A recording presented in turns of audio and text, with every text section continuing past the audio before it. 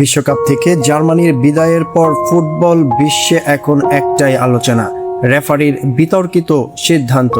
VR এর সেই সিদ্ধান্তই কি বদলে দিল ম্যাচের ফল?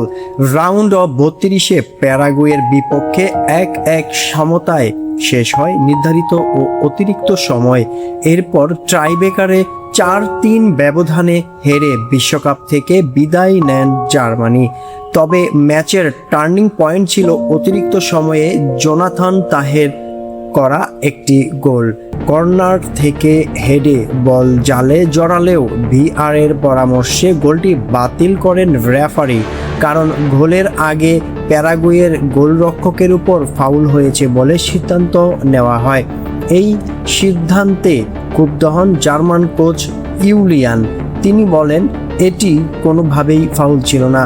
একই মত দিয়েছে ইংল্যান্ডের সাবেক অধিনায়ক, সাবেক কোচ ইয়ার্গেন ক্লপ। তাদের দাবি গোলটি বৈধ ছিল।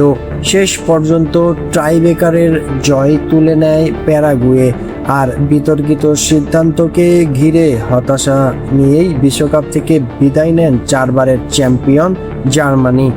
আপনার মতে গোলটি বাতিল করা ঠিক হয়েছিল কিনা, নাকি ভিআর এর কারণেই বিশ্বকাপ থেকে ছিটকে গেল জার্মানি?